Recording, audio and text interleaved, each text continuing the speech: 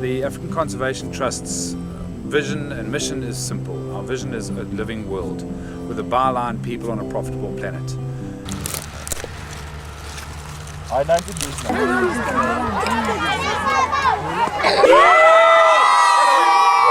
We're a 12-year-old, 13-year-old organization founded in the year 2000. We started as a volunteer-based organization and have grown subsequently to incorporate a range of different projects. We've got two clear focus areas, one around biodiversity conservation and the other around species conservation. And conservation agriculture as a principle fits into both of those models.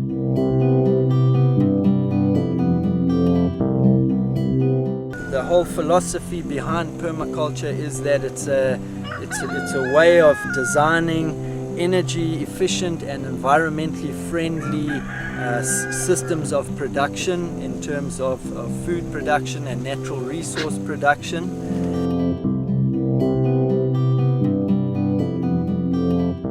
This is one of our 21st Organic School Garden program sponsored by and facilitated by ZAGE as well as African Conservation Trust. This is a free educational program designed for primary school to provide lessons, expert information for setting up and maintaining an organic garden. It's not right to teach a child that is hungry, a child that won't perform. Mostly all these years we see our children coming hungry, sleeping in the classrooms. We can see that they need something to eat. They come with empty stomach. So we appreciate a lot what ACT has done for us. They came with some garden tools, things that we didn't have. They fenced our gardens, they put the water tanks also.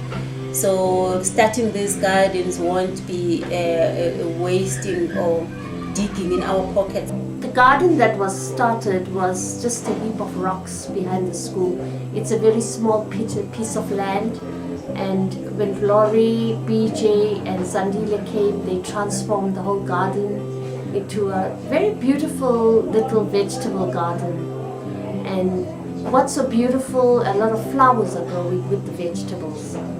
It's a very, it's a beauty to the eye for the children, for the teachers and myself. And we're very proud to have that kind of garden in our school. Other schools also have benefited in this program. We have lovely gardens that have been started in all the communities of Richmond. And we can see from now that surely we're gonna fight this poverty, and surely in future we're gonna have healthy children, children who can cope with the schoolwork, children who can cope with the hours of teaching and learning at school, children who won't be sleeping in the classrooms, children who will look healthy. They broke away from the norms of how gardening is done, row planting of cabbages. Here it's done in an architectural sort of fashion. And if they look at it, I'm sure they don't believe that that's their piece of artwork. I call it artwork. Like Rory keeps saying, a forest, your garden is a forest of fruit and vegetables.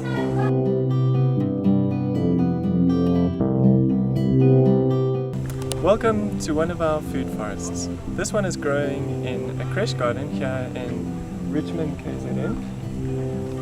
Still in its infancy of only a few weeks old, it will eventually climax into an abundant perennial garden, which needs very little maintenance and looks after most of its needs in terms of compost, mulch, fertilizer, and pest control. In a food forest we can grow fruit, herbs, medicines, mushrooms, spices, vegetables, all in one space, harmoniously working together to form an ecosystem, food forest. Okay, what's growing now in the food forest at the moment? Here's a plum. Richmond can cope with the cooler climate covered fruit trees. We've got tansy, we've got gooseberries, here we have a peach tree, more gooseberries, a nectarine, also growing is a fig, an avo tree, a variety of citrus, lemon, soft fruit, oranges. We also have comfrey growing, blackberries, raspberries, blueberries. Blueberries we've grown inside the food forest. The blackberries and the raspberries we're trellising up the sides of the fence line.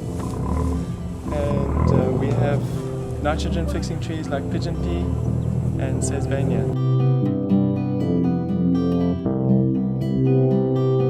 Our NQF Level 2 Conservation Agriculture courses is based into 3 modules. It takes place over a 10-day period, and we're going to be implementing that throughout the municipalities in KwaZulu-Natal. We've targeted 25 municipalities, which we're hoping to be able to roll out on an annual basis. So between 100 and 150 people trained in each one of those municipalities. Now the rationale behind that is that if we can reteach communities, because many of these skills exist. They exist in terms of indigenous knowledge, but what hasn't happened is that they haven't been formalized. And so what we're hoping to be able to do with this conservation agriculture course, in fact what we are going to do, is train individuals within the community in conservation agriculture, in the principles of permaculture, in the principles of organic farming, in the principles of ecology and the environment, and in the principles of putting together a community-based garden system. It's very empowering to children to learn the skills of gardening. I think that's one of the skills they must learn. We set up Dove House Organic Farm in 2001 with the objective of developing a working permaculture system with which we can use to educate the local community and also do training on permaculture, organic farming and market gardening. What we did first was we started to establish the permaculture systems and the gardens, and once they were up and running we developed a retail outlet on the farm, which is the Dove House shop, through which we sell some of our products. Other products go to other restaurants, to other retailers, and we also do a veg box system, which we do a delivery once a week. On the property we have a training center which was developed through the assistance of the African Conservation Trust in partnership with Dove House Organics, and we built a little classroom which doubles as a dining area and a kitchen facility. We also have a dormitory in which we can sleep about 25 people. Workshops with the gardeners. They teach them all the skills about doing the garden, and they have workshops with us, the principals and educators, the stakeholders, to bring us on board about exactly what their work entails. And we began to see and appreciate that the garden in our schools it's more than a garden. It's also a science lesson for our learners.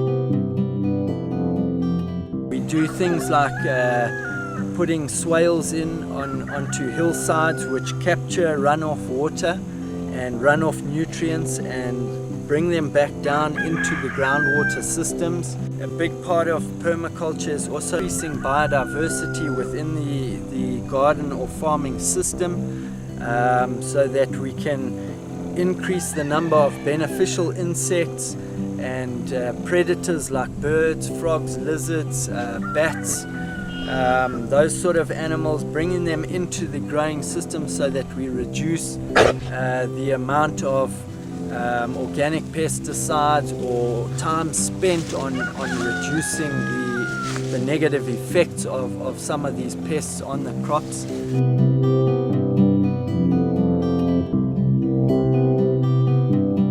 This is ACT's seed saving room. We store and process our seed from our garden here. In our permaculture projects, we teach seed saving workshops, and each of our trainees receive a seed saving hamper. This seed is open pollinated and enables our trainees to grow and save their seed from their garden. This idea of seed saving is very central to food security. As the ACT team says, South Africa is not a country that should starve. I think as educators we contribute to starvation because we are not teaching them enough on how to self-sufficiently produce food. We shouldn't be supporting supermarkets and shops. Very little, in fact. We should go to the garden and support our gardens. Unless we invest in the planet, i.e. in the soil and in clean water and clean air and good soil, we're not going to be able to reap a profit or any kind of benefits, and there's going to be thousands and millions and billions more people. So we've got to basically invest in the earth in order to reap a profit and all live comfortably together.